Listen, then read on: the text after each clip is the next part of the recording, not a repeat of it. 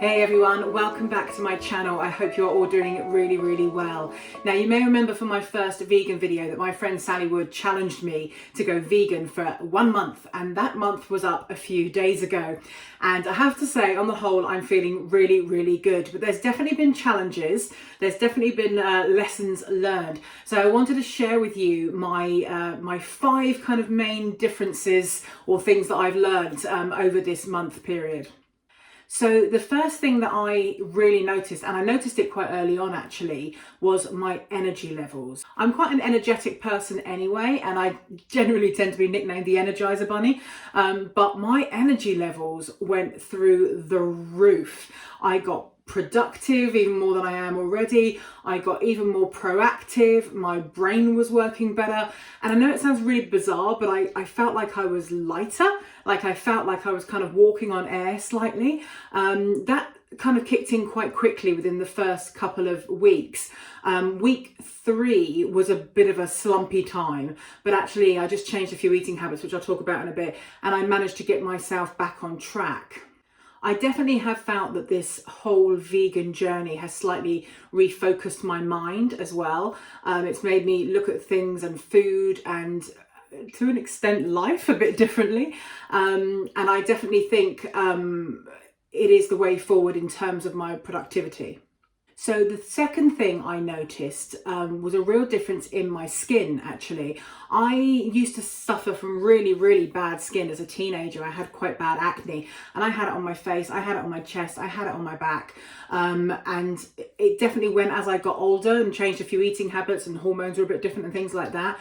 But I definitely noticed that during this vegan journey, my skin has, it's hard to explain, got more radiant, I guess is the only way that I can explain it. It's kind of got more glowing as well, which is the same thing as radiant, really.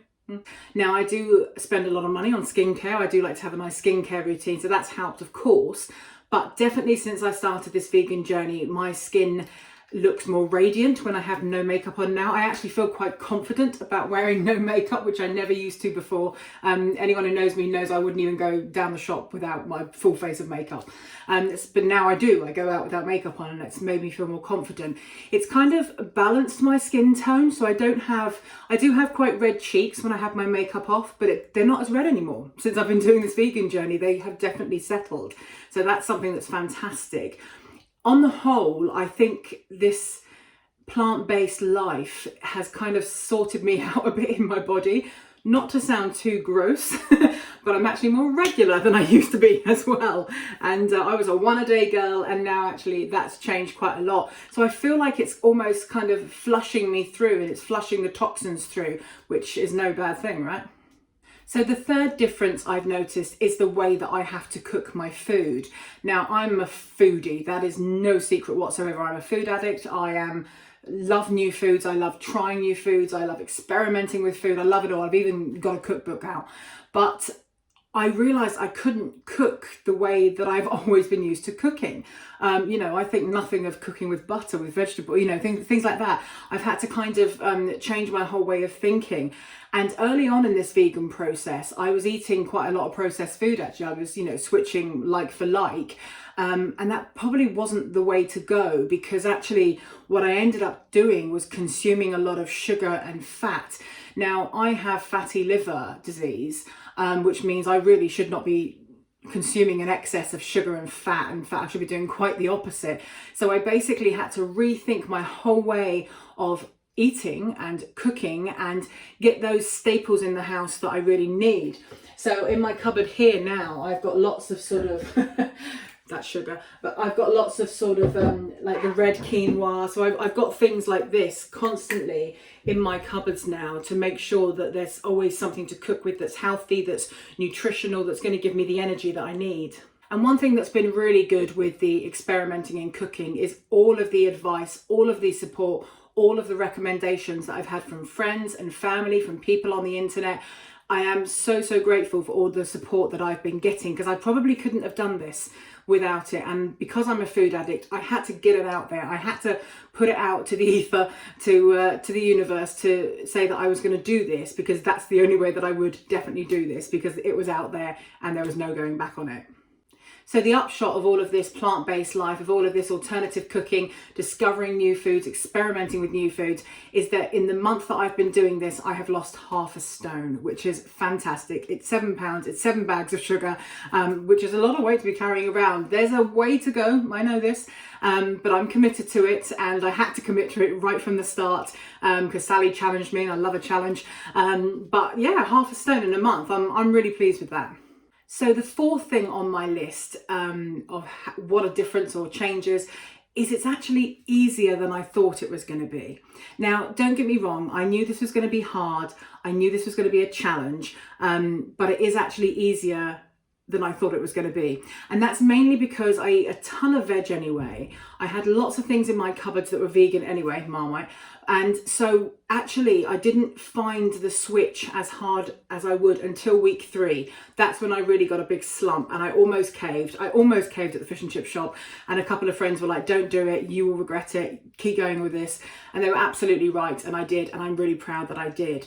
But it's definitely opened my eyes to how easy this can be if you do commit to it. One thing I thought I would miss was tea. I thought I couldn't have my cup of tea anymore. And I love my coffees, don't get me wrong, but there's nothing like a good cup of tea.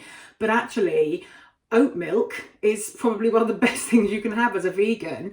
And I use it in my coffee, I use it in my tea, and I really, really like it. I don't so much like it on its own, but I do like it in my hot drinks.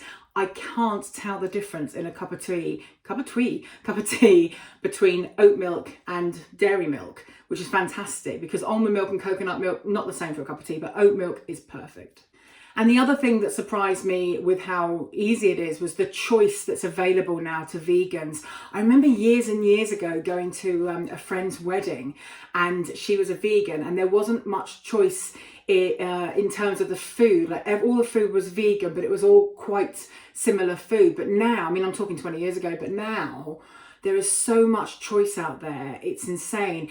And I mentioned on my last video about a shop in Midhurst that I've been to, but also a shop in Southsea in Portsmouth called Wild Thyme, which is an amazing shop. And I went down there recently and they let me film inside. So I just thought I'd show you around that shop now. Hey guys, do you remember me telling you about a shop called Wild Thyme in Southsea? I've actually visited Wild Thyme today, and I'm just gonna take you around the shop. The whole place is vegan, which is fantastic, and they do these lovely salads and cake. We love cake, and lots of lovely fresh fruit and vegetables. They have these great machines here for seeds and nuts, and then there's also pasta over here as well. So there's so much stuff in here, and as well as all these wonderful grains and everything, they've also sort of got, there's all the drinks there, they've also got a household section. So there's all your bamboo toothbrushes, everything for the bathroom, and then we've got even vegan hair dyes and everything as well. This is such a fabulous shop, guys. I really, really recommend you come here. It's Wild Thyme in Southsea, and they've also got the frozen sections with the lovely ice creams. They've also got some nice pizzas, and we've got the vegan cheese as well. So much yummy, yummy stuff. So do come along here, guys. They're a really nice team here as well. This is Wild Thyme in Southsea. There you go, that's Wild Thyme in Southsea. Beautiful shop, and I do tend to go there quite a lot now to pick up some sort of staple items and make sure that my food cupboards are always stocked nicely with things I'm going to need. So the last thing that I discovered on my vegan journey was my bad habits. Now, I am such a child of convenience. If there's not a Starbucks around the corner, forget it. But I like to have things quick and easy, basically. And I really had to change my mindset on that with this vegan journey. I am very often in my car out and about doing one thing or another, and I will very often drop into a garage and grab a sandwich, or I'll go to a drive-through, whatever. Not junk food, I don't really eat junk food, but I will do things that are quick and that are easy and that are convenient.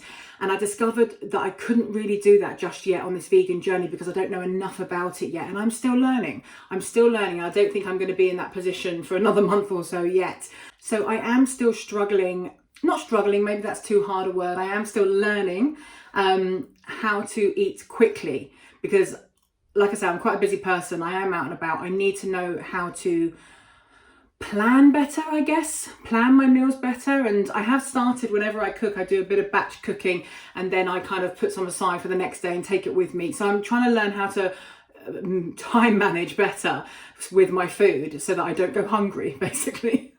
So all in all, I have really enjoyed this journey. It's not been easy, but it has been easier than I thought. It has been challenging, but it's also been fun. It's been a little bit tiring, but it's also been hugely positive, refocusing my mind and getting my energies right up there again, which I love. So am I going to carry on with this vegan journey? Yes, I am. And I'm really excited about it because I figure if I've learned all of this about myself, all of this about a plant-based diet in 1 month, imagine what I'm going to learn in the next month or in the next 2 months.